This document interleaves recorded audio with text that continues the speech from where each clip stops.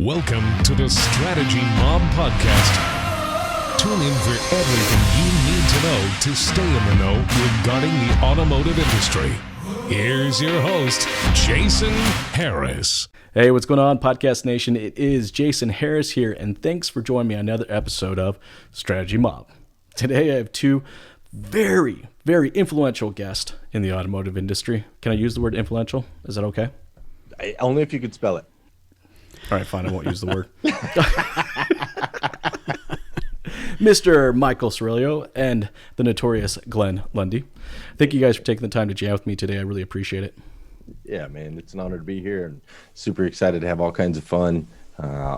Wasn't really expecting to see Cirillo today. I kind of I see him enough, throughout the week. So adding another Cirillo to the calendar.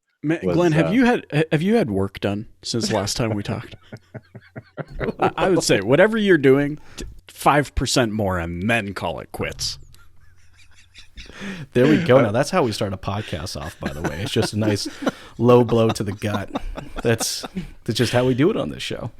Oh, poor Jason, stuck right here in the middle, like no, literally this is stuck in the middle. Stuck in the middle of you two. Yeah, this will be a fun ride. Oh my goodness. Now the cool thing is, if we ever fly together, I don't actually have to ever be stuck in the middle of you because we don't sell the middle seats anymore, which is exciting. Anyways, I digress. I know, that's one thing I'm looking forward to about getting back to the norm is not having to sit in a middle seat. The new normal, no middle seat. All right, I know it's the best. For everyone out there that's watching and listening right now, and for the three people out there that don't know who you gentlemen are, let's start off with a couple origin stories. Michael, I'll have you go first. How did you get started in the automotive industry? I must have been like 5, and I was like, dude, when I grow up, I want to be in the car business. No, you know what? We actually, and this will probably feed into the larger narrative of what we're going to talk about today, I'd assume. It was an evolution. And times like this excite me because I know what kind of evolution can come as a result, what kind of innovation can come as a result. But for those that don't believe in evolution, I mean, we started publishing telephone directories in the early 80s, right? And if you don't know what a telephone book is, my computer monitors right now are being propped up by the telephone book that somehow still shows up at my doorstep. And from there and just our marketing background, we saw an opportunity to compete against some of the big players in this space, whose names shall not be mentioned. But it's the Voldemorts of the industry. The Voldemorts, I like that. That's a good way to describe it. Yeah, they who shall not be named. And we just said, hey, look, there's an opportunity here to do right by the businesses in this space to be a little bit more strategic with the way they message and brand themselves. And so we migrated from publishing telephone directories into a magazine, and then from magazine to full-on digital shop in the early 2000s. That's awesome. And we thank you for being a part of this industry. Thanks, buddy. Hey, Glenn, for yourself, man, how'd you get started in the industry? One of the things that you'll learn quickly is, Michael Cirillo and I are very, very, very different. So he has a very polished, nice, fancy story of how he got into automotive and he built, and from the hard-working phone books and development and all that. I got this girl that I barely knew knocked up. That's where it started for me, right? I got her knocked up, and here I am. I'm young. I'm in college. This girl's having a kid. We had literally broken up the day we find out she's having a kid. I'm like, this is crazy. What am I going to do, right? So I drop out of college. I started selling America online. I did telemarketing phone sales for about a little over a year. And then I read an ad in a newspaper that said, make $5,000 a month guaranteed. And I was like, bro, if I can make $5,000 a month, that's it, dude. I'll retire on a beach somewhere in no time. And so I went and I applied at Planet Nissan Subaru in Flagstaff, Arizona. They hired me on the spot, and the rest, as they say, is history. I kind of wonder what would have happened, though, if they found out about all those late Blockbuster returns. Would they still have hired you? Would they still have guaranteed that $5,000 a month? Dude, I'm just so glad they didn't do background checks or anything like that back then, bro. He's But even still. if they would have, it was the car business. So they let Glenn's us still in. got an old copy of Three Ninjas that he hasn't returned. Actually, I'm using it to prop up my computer right now. It's real. Yes. Well, I think it's cool that you actually started in the Southwest. I don't get to talk to a lot of people who started in the Southwest. I started my career actually in Albuquerque, New Mexico. Okay. So, exactly 500 miles from Flagstaff. And yes, I know I've that. done many. I had a girlfriend in Flagstaff once, so I have made that run at kind of the speed limit. No, not really. Sure. It's literally a straight shot. Like you get onto the highway straight. and it's a straight line all the way to Flagstaff. Yeah, Nissan used to run a commercial for the Maxima that you could get 500 miles to a tank, and that's what they did on the commercials. They drove it from Albuquerque, New Mexico to Flagstaff, Arizona, and 500 miles on one tank of gas. That was their whole deal back then. Man, you got me missing green chili and red chili right now. That's all I'm thinking about. Yeah, that's the good stuff. Sorry about that, guys. We're totally getting off topic here. Hey, guys, let's to get our conversation started today. I'm kind of curious. What's your guys' current norm right now? Like, what's it looking like for you? Michael, I'll start with you. New norm is honestly not too different than the way things look, right? Like if I look at my day in particular, I wake up, I go to work, I come home, I go to work, and somewhere in there I'm spending a little bit of time with my family and with my kids. I mean, it is a little different in that I am working from my master bedroom right now at home, which is mighty pink there, I see. You like that? Hey, we can change it too. You got a color preference? You just tell Alexa, change that bad boy. But I'm here. We're doing our best to do our part. But as far as business is concerned, we've just found that and I mean, Jason, you've heard me speak from stage. I talk a lot about the BRT, like a lot about build relationships of trust, and during times like this, that has really proven to be a very valuable thing for us. And so we're spending a lot of time, just with our clients, with our partners, walking them through this, helping support them in any way that we possibly can. I mean, our operations have shifted a little bit in that we are spending, much more time helping them walk through different types of scenarios that they, dealerships have not been used to or accustomed to. And so that in and of itself is kind of exciting, I think, just because this is what we do in business. We are solutions providers. And so now we have an opportunity where we're facing a new type of a problem, and we're able to just put our brain power to work and come up with different types of solutions. So what's the what are the kind of the closure type setups for you guys? Like, I know it's different every single province and every single state, out where you are, Michael, right now, like what's a province saying? Like how can you operate right now as a dealership? Yeah. Dealerships are open but limited, right? So this is Alberta, man. This is as American as you can get in Canada. So they're like, Confederate flag, pre-Confederation flags flying on the back of 4x4 trucks, and people saying, "Hey, you're not going to shut me down." But I mean, economy has been hit pretty hard. Obviously, oil is our main industry here, and that's been hit pretty hard. You can buy a 6-pack of beer cheaper than a barrel of oil right now, and dude, I don't even remember. Like gas right now is 58 cents a liter. Wow, that's crazy. Which we've never seen. And I mean, typically it's usually cheaper in Alberta, right? Like when I moved from British Columbia, it was $1.50 or $1.60 a liter. And then I moved to Alberta and it was 90 cents a liter. And I thought that was crazy, but to see it at 58 cents a liter, you kind of go, holy smoke. So I mean, people are concerned. There is a level of uncertainty. Like, how does this actually work? Are people buying cars right now? Are they not buying cars right now? Should I advertise? Should I not advertise? Will my advertising be insensitive right now? Is it not? And so we're seeing kind of a mix, especially in the dealer community, where there's like, no, screw this COVID thing. Full steam ahead, giddy up. There's still things that people are going to need, winter tire swap and, all those sorts of things. And we want to be the brand of choice. And then I think there are those that are legitimately struggling. Personalities come out where it's like, well, no, I wouldn't resonate with the full steam ahead marketing, so therefore I'm not going to do the full steam ahead marketing. And so we're seeing kind of a divide that way. That makes sense. Hey, Glenn, for yourself, what's kind of your current norm and what's kind of the general temperature for, dealers in your area?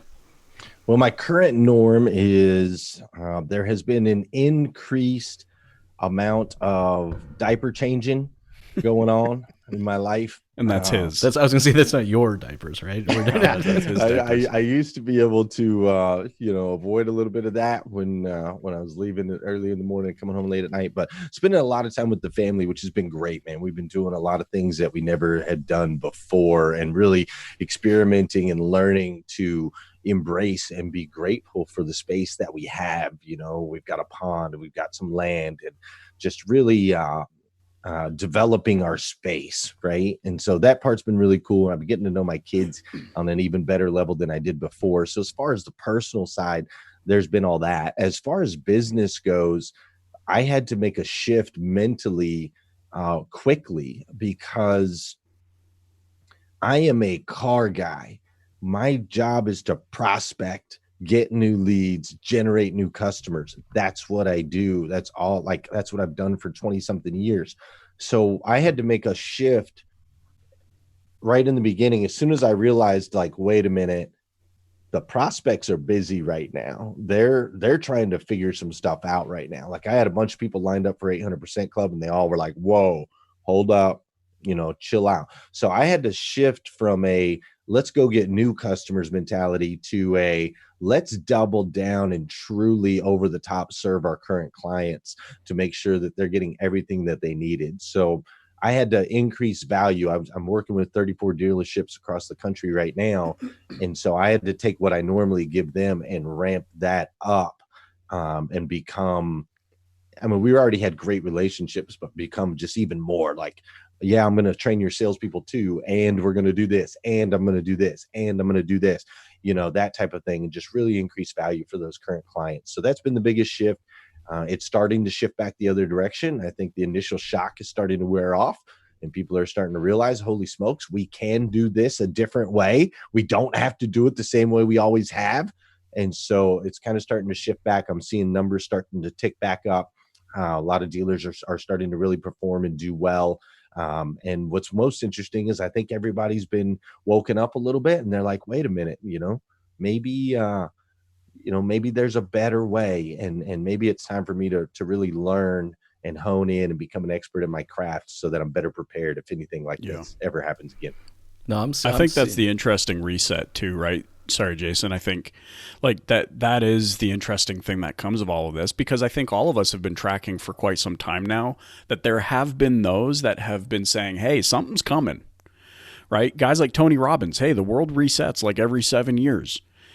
Gary V's been saying stuff is going to happen for a while. GC's been saying things. Glenn's been, I've been saying, all of us on this call have been saying something's coming, but until that thing becomes real, it's easy to sweep things under the rug. And so I think in a lot of ways, I don't deny there's something out there, and it's affecting people and God bless those on the front lines and the healthcare professionals and people putting themselves out there to help us out.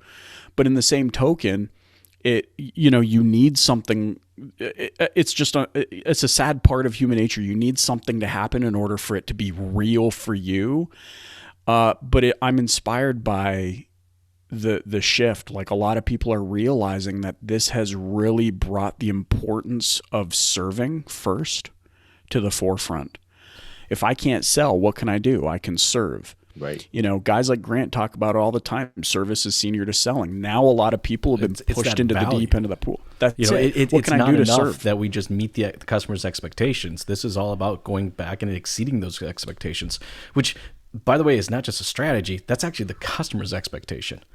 It's not their expectation that we just simply meet the transaction. Or okay, cool, here's the transaction, we can move on. No, they're expecting that we exceed their expectation, and they get that because of every other, retail type of, experience that they have. Hey guys, I've been talking to a lot of dealerships. I'm sure you guys have been too. And so much of this reminds me of the recession. Not in the sense of how fast everything happened. Holy crap. Glenn, you were in the Southwest during the recession as well. And I was in Albuquerque. It was, right around about 5 to 6 months when things really hit the fan. Sure. It wasn't 3 weeks. So like, and that was more of an economics thing. This is more of a social thing. But I'm finding that, during that recession, I felt like there was two different types of dealers. There were the ones that viewed this as an opportunity to reinvest. And then there were the ones that were, putting their fingers in their ears and going, la, la, la, la, la, this is just going to be a monster expense. Yeah, and I'm finding my conversations with dealers right now are the exact same. I got half of them looking at this as just a monster expense, the other half looking at this as an opportunity to invest. I'd like to kind of get both you guys' thoughts on that. Michael, I'll start with you. It is an opportunity to invest. If you look at what happened out of the last recession, Uber, Airbnb, GitHub, Slack, these are all companies that took an opportunity. They did not and if you really think about it, we have the same opportunity right now. Yes, this came on faster. 3 weeks, holy smokes, it came on fast. But also, if we were paying attention, it didn't come on fast. Glenn and I were at a conference when were we there? February in Vegas? February, yep. And we were at this conference, and they were on the big screen. They were popping up like all the countries in attendance. And I'm not gonna lie. When one country came up there, I was like, yo, there could be people in this room, because we knew what was going on over on the other side of the planet. We knew there was an outbreak.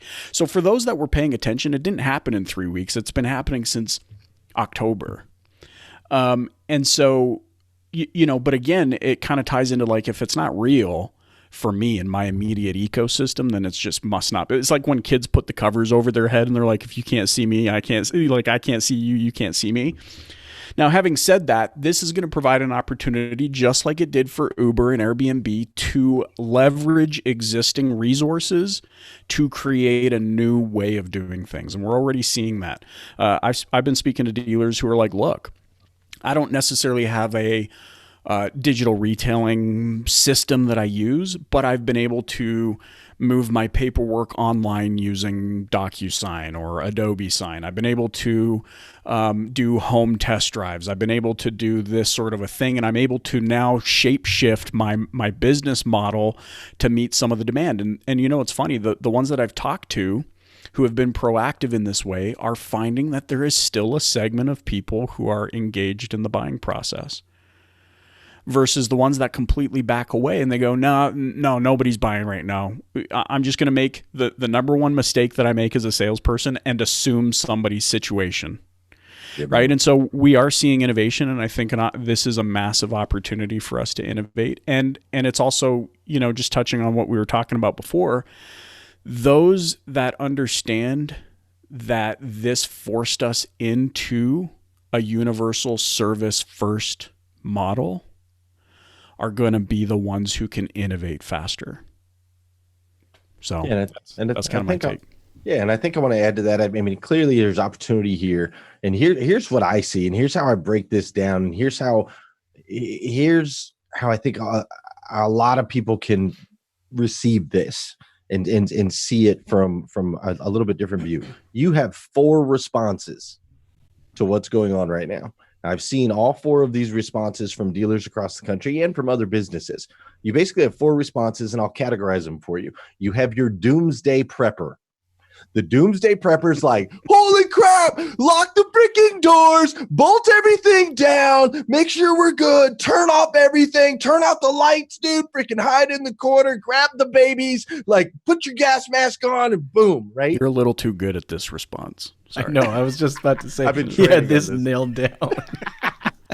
So the doomsday prepper is there. And I saw a lot of dealerships do that, right? Immediately barricade the doors. They go into a protective mode. The next type of person that we have in this situation, business-wise and personal-wise, is you've got the survivor, right? The survivor's like, we'll do enough to get by. We're going to be okay. We'll cut back some things. We're not going to cut back other things, but ultimately self-preservation is what matters most. Okay. Whoever's name is on the building, I'm going to make sure to protect that person. The business has to stay here. That's the excuse, right? The business has to be here. I'm sorry if you all get hurt in the process. It's just like the show Survivor. You got to cut your own buddy's throat in order to win the game, right? I think I talked to a couple of those today. Yeah. So we got some survivors, right? So we got the doomsday prepper. We got the survivor. Now we also have the underdog. Now, the underdog gets nasty at a time like this, right? The underdog gets rowdy. The underdog's like, you know what? I don't care. I'm going to increase my ad spend. I'm going to do this. I'm going to buy some inventory. I'm going out on social media. I'm going to tell everybody, screw you. There ain't no COVID, right? And I'm the underdog, and I'm going to get some bumps, and I'm going to get some bruises. I'm going to get some scrapes, but I am going to charge forward and run through any freaking brick wall that comes in my way. I'm not going to quit. No one's ever going to tell me what to do. Right? We have the underdogs. There's a place for that. And I know quite a few of my dealers that have that mentality right now, and they're freaking crushing it with this underdog mentality. Then we have the heroes. The hero from day one was like, I'm going to protect my people. Everything's cool. Everything's calm. Don't worry about it. We're going to come through this stronger, right? And they made all of the good decisions. They've continued to make good decisions with their people in mind first. Every single decision being about their people. How do we take care of our people? How do we provide for our people? How do we support our people? How do we support our community? How do we provide for our community? Those types of things. So I think those are the ones that are seeing this as an investment, right? That's right. That's right. So those are the 4 responses that I've seen and been working with across the industry. I suggest people lean on that underdog side or the hero side, whichever one fits your personality. The doomsday prepper and the survivor. Who wants to just go through this, man? Like, let's grow through this. Yeah. Let's kick some ass and take some names, and let's come out on this on the other end a lot better. And during the recession, we saw that happen. Like, we saw that happen a lot. But that's a fundamental mind shift. I mean, there are people. I mean, it is hard for someone who's just looking at this and all they're seeing is just this monster expense, and they don't see this as an opportunity to invest time and or money, into their dealership, their people, their resources, their training. I was talking to a dealership the other day that is still training their salespeople, even though their salespeople are laid off. So, like, I'm going to ask both you guys, like, how do we create that mind shift? How do we shift that perspective and look at this as the opportunity that I think all 3 of us agree that it is? Michael, I'll start with you. Well, I think the thing became very real. And for those that, being pushed into a corner isn't necessarily a bad thing, right? I'm not going to sit here and suggest my business hasn't been affected. We are all in this, we're all in this together. But if I think about where did I get my mindset from? It's because of the lessons I've learned from past experience. I went through 2008. I remember the everything that happened in the markets every time there was an attempted terror attack. I remember 9/11. I remember, when I really connect the dots, I remember the volatility of the 80s. And the stress that I saw my parents as business owners go through. Well, each of those things have had an impact on who I am and how I choose to navigate this. And when I've learned of myself from past experience, when my back's pushed up against the wall, I don't know, maybe I'm a hybrid, but I think about my people, because the reason I'm an underdog is almost it's for my people. It's my family, it's my employees, it's anybody that's associated with me. Dude, I'm going to frickin' knock you out.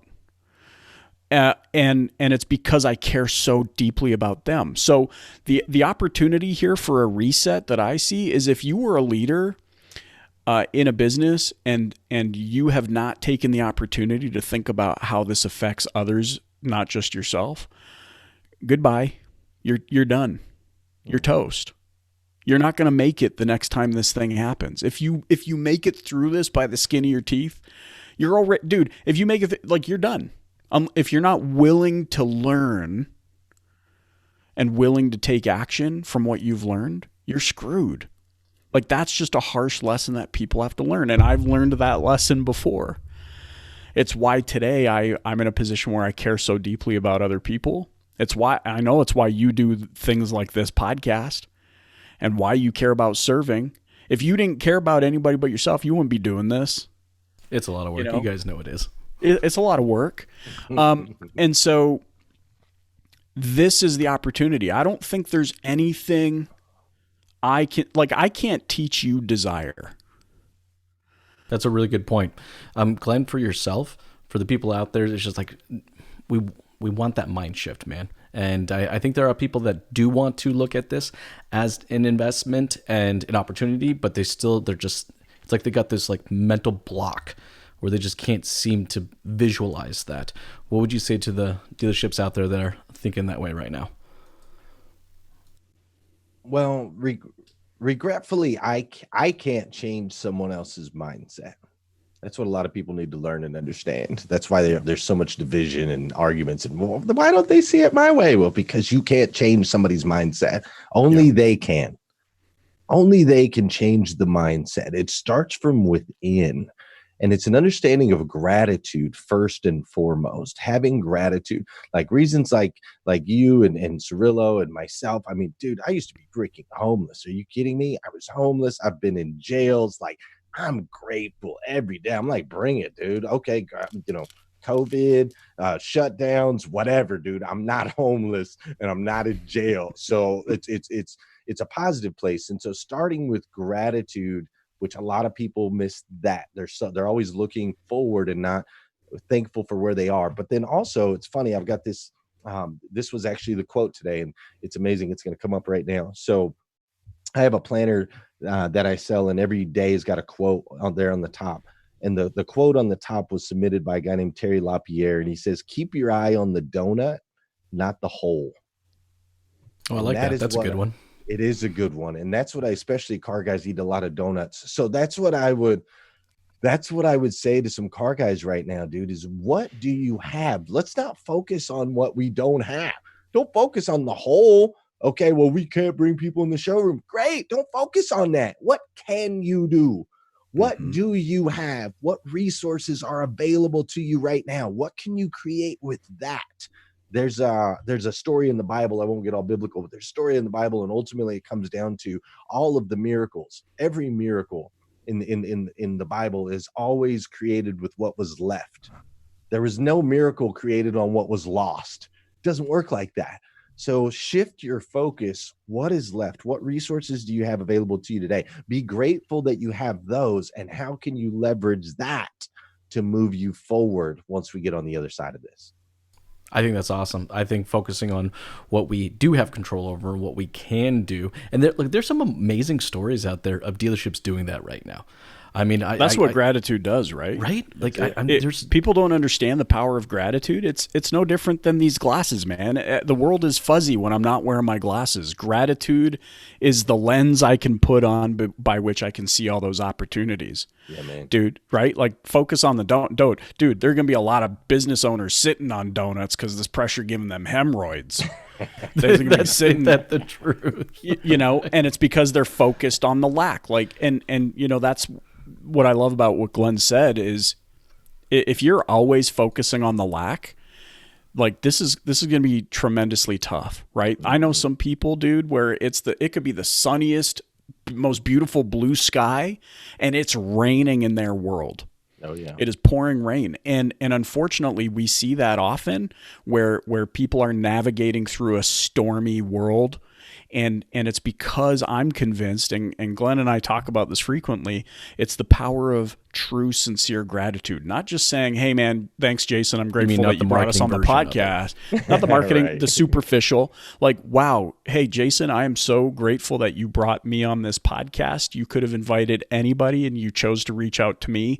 And that warms my soul, man. Like that makes me feel special, and that changed you don't know, maybe that changed the trajectory of my day, my week. And so I feel so deeply grateful that somebody was thinking about me. That's a whole different game. And so people, when they practice this gratitude, and one of the things that I love Glenn does, it's part of his morning 5, his ritual of 5 things he does to start a day, is manifesting your gratitude. Because him and I and you and those that practice this know that when you start your day on the right foot, seeing opportunity, seeing abundance, you're able to recognize more for which to be grateful for. It's crazy how it works. It's not a spell. It's not, you call it the law of attraction, call it whatever you want to call it, but that's how we see a shift in this industry. Imagine what would happen if leaders, even if they didn't feel it at first, dude, I'm passionate about this now. Like, yeah, sorry, but not sorry. Imagine what would happen Go. if even if you didn't believe this, right? There's gonna be leaders, dealer principals, GMs who maybe are genuinely pissed off at their team because they think their team isn't doing anything for them. They don't know how to respond to leads. The BDC sucks. We got to change our vendors. But what would happen if you just created a habit of walking in and picking one individual from your team and saying, "I'm so glad to see you today." Even if you didn't mean it at first. Because you know what's going to happen? Their demeanor, their behavior is going to start to shift. And you're going to start to see this scientific reaction happen.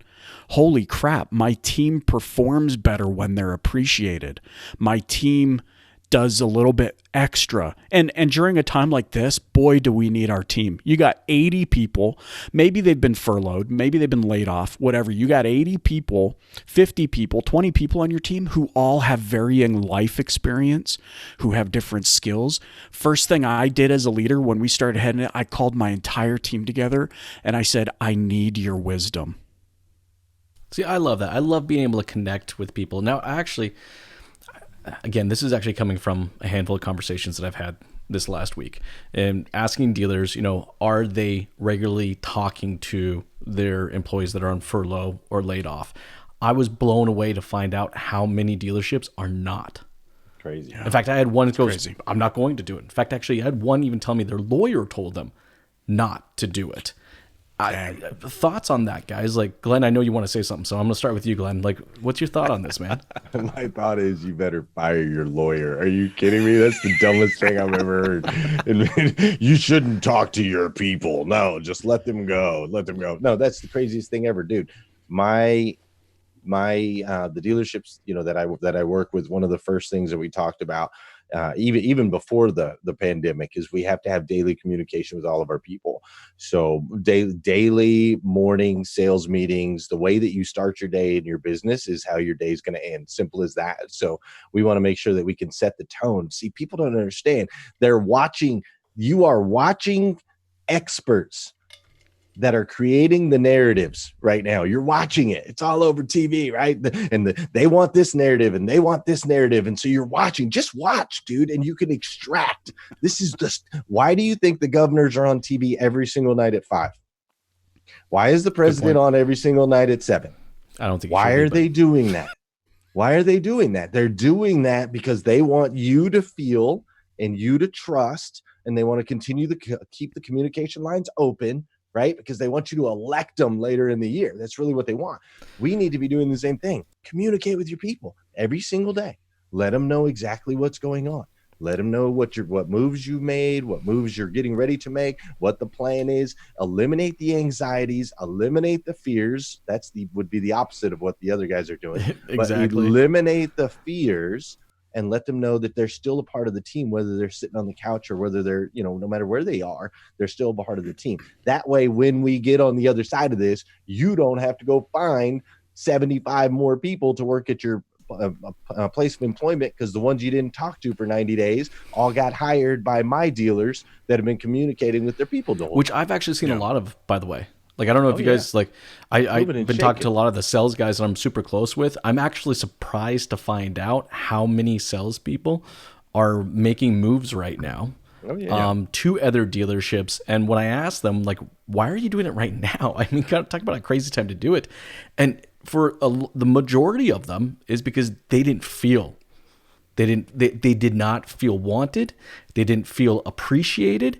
And, they were generally concerned that there wasn't even going to be a place for them when this was all done. And was there going to be a place they could actually come back to? Michael, your thoughts on this, on communicating to our furloughed and laid off employees right now? I think my genuine belief is that when you, to today's standards, if you feel like you're over communicating, my promise to you is that you're barely communicating enough. People don't communicate the way they ought to communicate today. And so, and maybe this is a generational thing too. Hey, my father works in my business still, right? So I know that there are certain things that I talk to my employees about that he was like, whoa, what are you doing? Like, hey, they shouldn't know about that, and that's none of their business. And I'm like, well, it is their business if I want them to grow and learn the business. And so my thoughts on the communication thing is I'm with Glenn. I'm communicating with them every single day. My team is all remote. I've got team members in Toronto. I've got team members in Utah. I've got team members in frickin' Tbilisi, Georgia. I've got team members in Vancouver and in Edmonton, and every day at 9 my time, 9:15, I'm on a Zoom call with everybody. What's up? How's everybody doing? What's your success from yesterday? How are you feeling? How are you doing? If I get a sense on that call, looking at them, that somebody's not with it, I'm right into a Slack chat with them. How are you? How are you doing? It reminds me of this scene from Saving Private Ryan when they're like, yo, Cap, how come we never hear you complain? And what does Tom Hanks' character says? He says, complaints never go down. Complaints always go up. That's why you never hear me complain. That's true. And it's the same thing. So when I'm communicating with my people, first of all, you have to understand that the culture that I've established in my business didn't happen when COVID hit. The culture happened from the beginning. It's been evolving from the beginning. And part of our culture is communication. And back to my I guess maybe the first question you asked me, like the whole build relationships of trust thing, it's why I believe so deeply in that. It's why if I had to furlough my team members, and knock on wood, thank the Lord I don't have to, and I'm so deeply grateful for that. But if I had to, the only reason I think my lawyer would recommend that I don't talk to any of my furloughed team members is because I didn't have a relationship with them to begin with. Right. That's a really good point.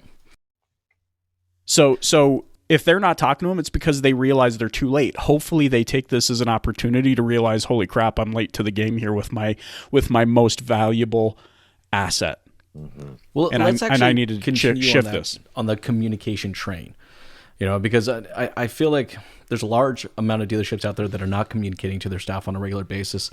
And if they're not communicating to their staff, I can tell you right now, they're sure in the hell are not communicating to their customers on a regular basis. Yep. And what they're communicating, look, I got better communications from when I went to go do my Walmart grocery pickup than I did when I scheduled a service appointment for my vehicle. I'm just telling you, I got a confirmation, from Walmart saying it's been received, it's in process. Then I got an email identifying the 7 steps that I need to take. All right. So that when I show up, I know exactly where to go, what to do. All right. Who to call, how to call, all this stuff, and then it was and then again, there was if you have any problems, and it was and then I scheduled a service appointment with my dealership to get my winter tires, switched over. I showed up and they're like, there was no explanation. I didn't know where to stand. I didn't know should I just stay outside and just kind of throw the keys at them? What do you think, Glenn, was in Jason's grocery bag? I'm thinking they did the same level of service for him, even though it was a pack of baby carrots. That's probably what it was. No, it could have been a pack of gum, and they would have given you the same process. Popped into my mind. Zucchini. Zucchini. Was there zucchini in your grocery bag? 3 kids under the age of 9. All right, yeah. There was zucchini goes into the bags pasta of potato sauce. Chips, 11 boxes of cereal, and that's just for the week. And this is Canadian potato chips, which means these are the good potato chip flavors. Ketchup. But it's true. It's true, Jason. You got that level of service for groceries. And then I move into something high margin, and I don't get that same. I get the. You know what you get? You get this. Man, I was trying to. Oh, well, I don't know how soon we're gonna. Things are different right now with COVID, dude. You know what? Spare me the details. I just want my tires swapped. Dude, I just want to store my tires. They actually asked me, well, do you have to do it right now? Wow. Nice. I do if I want my winter tires changed. One thing that I want anyone who listens to this or anyone that's viewing this, we have people watching live on Facebook right now. I do want, don't miss what just happened. So Jason was talking about communication. We were heading down that line, but don't miss what just happened. Jason just compared his service at the dealership with his service at Walmart. This didn't used to be the case. You see, the automotive industry, everybody had whatever standards for automotive, and then you had different standards for different areas. The internet has leveled the playing field in a very interesting way. And this particular event has really evolutionized people's mindset to where now the expectation has become the same. I expect the same experience whether I'm shopping click list or I'm Amazon priming or I'm buying a car. The customer expectation has changed. So note that right there. Put that one in your little pocketbook. You are now competing with everyone else that sells a product online. You are no longer just competing with other dealers. Yeah. That and it has used to officially So, changed. I mean, Glenn, Totally. to your point, I mean, I have 3 kids under the age of 9. I mean, after I've now done all of this just order in advance grocery shopping, why in the hell would I ever take my kids to a grocery store again? yeah. I mean, this isn't new. It's been available at the grocery stores for a while. I don't know what I was thinking walking into a incredible. store with 3 kids under the age of 9 and trying to grocery shop when it's like, Yeah. I go click, click, click, click online. I pull up, the gate opens up in the back. They throw it in. I drive off. I'm like, no one's screaming. Right. Nothing got thrown at me. There's no kids kicking on the ground, kicking and screaming. This is wonderful. Brian First, you can Benstock- see that this is a conversation clearly between 3 men, right? Because if we never had to leave the house for anything, we'd be like in heaven. But the second thing is, to your point, Jason, about the communication and to just piggyback off of what Glenn's saying, why am I getting better and more concise communication on something that probably gave them, whatever it is? It doesn't matter what the profit margin is on a bag of potato chips. Well, it's really low. I mean, grocery store profit margins are incredibly low. Overhead is high, union fees, all the things that go into it that we never really realize. And so for 12 cents made on a bag of potato chips that they sell for $5 in order to make that, they're communicating with you in a much more effective, concise way. They've put brain power into this, and I'm going to go spend $75,000 on a whatever, on a new truck or whatever, and I'm left guessing at so many steps along the way. In a similar way, piggybacking off your point earlier that if they're not communicating with their team, they're definitely not communicating with their customers. It's incumbent upon leaders to sit down and go, what do I need to communicate? Like they're, and I'm going to be devil's advocate. Maybe they're just stuck. They're like, dude, I don't know what I should be even saying to my I think people. that's very valid. In fact, that's a great, let's give the people that are watching and listening a couple takeaways. What are some of the thoughts of the things that a dealership needs to be communicating to their customers right now? I'm going to ask you, Michael, then I'm going to jump over to you, Glenn, and get the same answer, same question. So the first thing, and I'll speak specifically in the context of COVID, when all of this started happening and as we started learning more information, the first thing that I did is I sat down with my team and I said, hey, we sat down as an executive team. Here is our tiered approach to how we are going to respond to things. So my team, right out of the get-go, let's just speak specifically to furlough or affecting wages or anything. I told them exactly what tier I would be applying for the Canada wage subsidy. I told them exactly at what tier I would be affected personally. Like, hey guys, I'm killing my wages. I'm not taking a dime.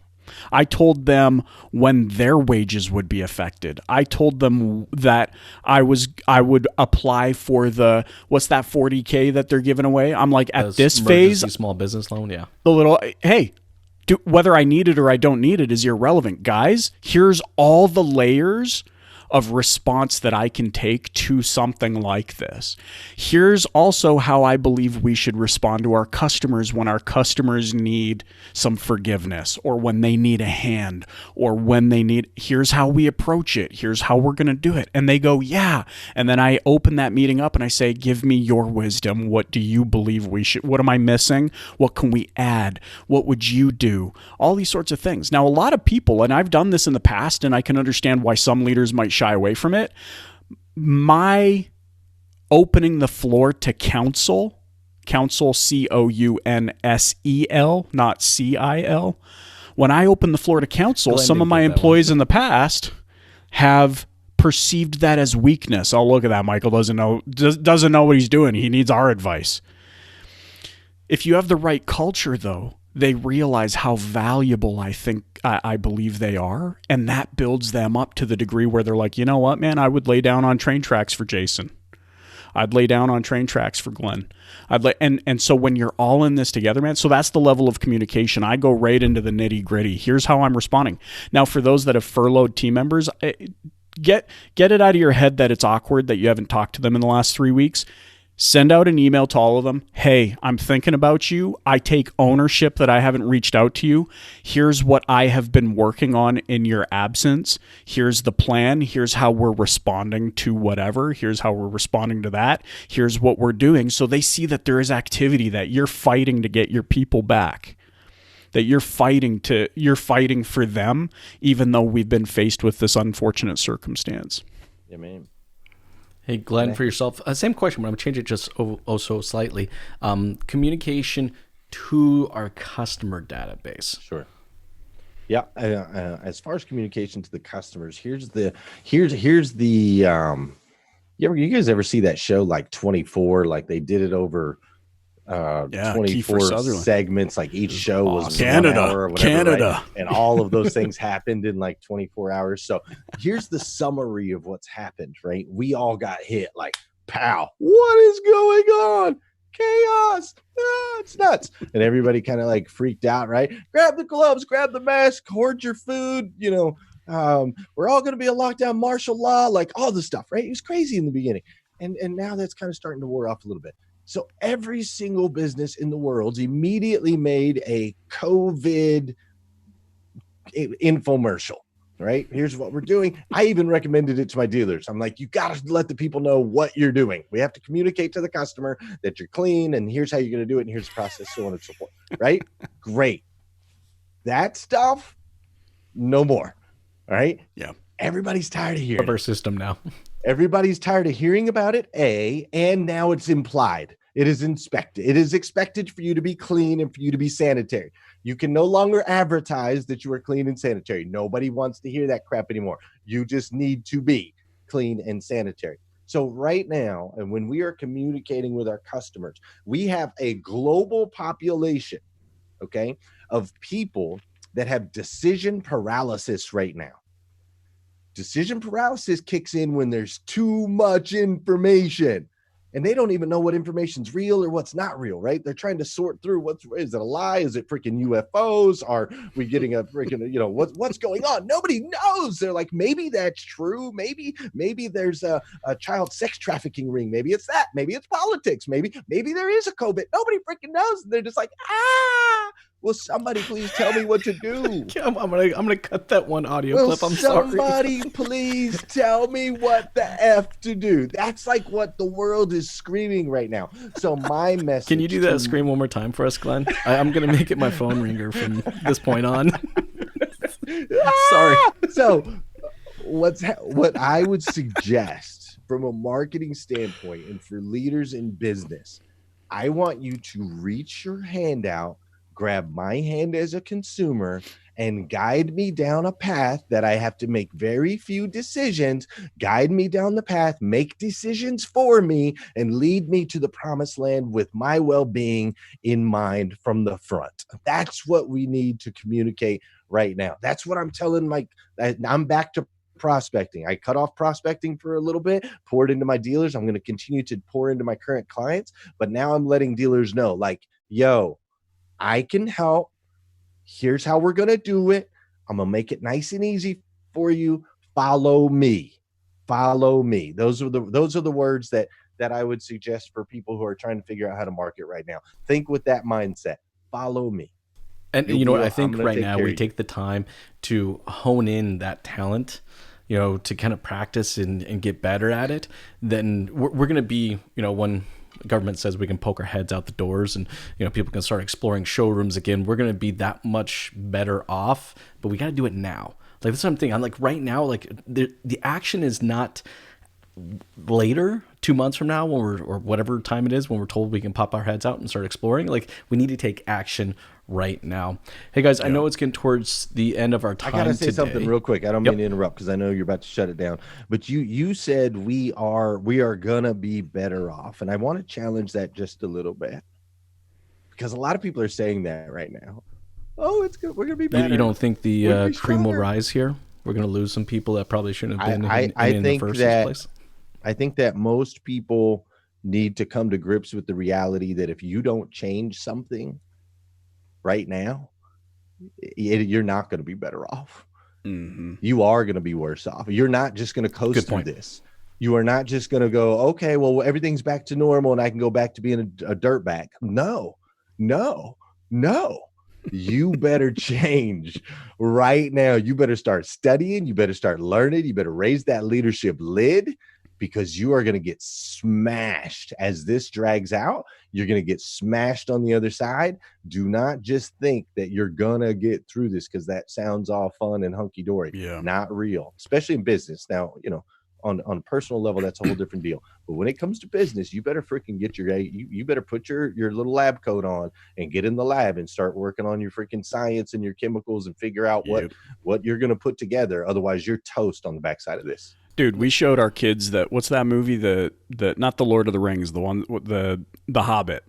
Yeah. Right, because it's basically movie night is every night at the Cirillo. Pretty much at our house. Right. Hey, what movie are we going to watch tonight? And we've been holding them off on The Hobbit forever. So we show them The Hobbit the other night, right? We show them The Hobbit, and you look at those dwarfs, man, the resilience, the battle tested. But to your point, Jason, when did they sharpen the axe? When they were in battle, or did they sharpen their axe before they showed up to the battlefield?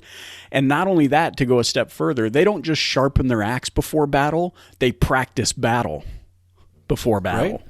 Yeah. And so I love what you're saying. Like, now is the time, and to Glenn's point, like, if you're not going to commit to changing now, nah, bro. Like, nobody's gonna have time for that. Things have shifted, and further to that, it's like people go, well, I don't know. I've been here, and so I'm sensitive to this. They go, I don't know what I'm supposed to do.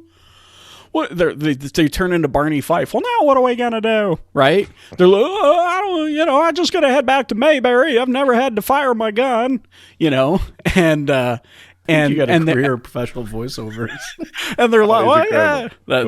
Where's Aunt Edna? What does Aunt Edna have to say about all this? Aunt Edna, what does Aunt? Well, oh wait, she goes, no, I got to ask my next question, because my next question might be a perfect one for Aunt Edna. Yeah, perfect. So sorry. Guys, all right, to finish this off. All right, I love finishing off each podcast with my favorite question. All right, and I'm going to ask Michael Cirillo first, but maybe Aunt Edna is going to come out and answer the question. I'm not 100% sure. We'll see here. The pressure. Can't keep a straight face right now. I can't wait. What is pissing Michael Cirillo off? You know what's really pissing me off is that the difference between stupid people and dead people? The only person it affects is them. Nobody knows the difference. You know what puts a bee in my bonnet? I don't know, man. Honestly, dude, there's not a lot that makes me mad. It's crazy. Like, what pisses me off, man? What pisses me off is when there's an opportunity spoon-fed to you and you don't take it. You want to know what really grinds my gears? And by the way, Aunt Edna has learned if you walk around the house naked long enough, your neighbors chip in to buy you curtains. It's delightful. Oh, man, now we off the rails. Yeah, that's the thing that really grinds my gears is like, there's no difference between, when you're dead, you don't know that you're dead. It only affects everybody else around you. And the same goes for when you're stupid. You don't know that you're stupid. It only affects everybody else around you. And this is your time to look inward. Like, if you just think we're all sitting here saying what we're saying and the words sound pretty, no, it's because we've had plenty of times. Today, I failed 800 times just today. I've had a lot of opportunities to look inward and be like, what would I do differently tomorrow that I didn't do today? How would I change? How would I evolve? How would I shift? And so, what grinds my gears, it's like Peter Griffin, right? Like from Family Guy. What really grinds my what grinds my gears, what grinds my gears, man, is when an opportunity is right there, but because you were focused on the hole, not the donut, you completely missed it. And that is one thing for me. It's not so much what pisses me off, it's what freaks the crap out of me. What freaks me out are not things I cannot control. COVID does not freak me out like the way it's freaked out a lot of people. What freaks me out is mediocrity, because I know I can control that. I know I can do something about it. I'm the kind of guy, my wife, she's afraid to fly. She hits the turbulence and it's like, whoa. I'm the kind of person that I'm like, yo, if this plane's going down, I am cracking jokes all the way to the ground, because there's still something in my control that I can do despite being acted upon or whatever. Like, I choose to be the actor. So it pisses me off when people choose to be a victim, not an actor. Well said. Well said. From all of those different personalities that are built inside Michael Cirillo. Shut up now. It's my turn. Now you shut up, Aunt Edna. Come on, this is man. going to be like the best audio podcast like we put out. Can you put in some of that like Victorian? Put in some of that Victorian totally like harpsichord music there. behind her. Oh yeah, okay, beautiful, cool. man. I put a mic All right, drop Glenn, there at the you're end up. for your sound people. when Cirillo got done, I was like, mic drop. All right, Glenn, I'm you're like up, buddy. Michael. What you is asked, pissing Glenn Lundy off? Yeah, you kind of asked two guys that don't really get mad at a whole lot. An interesting question. That, what pisses me off is tough. I'm not. It's like Cirillo said, man. I'm in control of my world. Like, I played victim role until I was 30, and I know what that looks like, and allowing other people to control my emotions. So I guess what really pisses me off, I would say the only thing that really pisses me off probably would be people's inability to understand that the fact that we are different is what makes life beautiful. Well said. I think that would be the only thing, man. Like all this division, and yes, I have a different opinion than you, and you probably have a different opinion than so-and-so, and so-and-so has a different opinion. But if you were to take a puzzle, and every piece was exactly the same, like, it would suck. It'd be boring. Each piece has to be cut and shaped a certain way. It's got to have a certain pattern on it. And when you put it together, it creates something amazing, truly incredible. So we need doomsday preppers. We need survivors.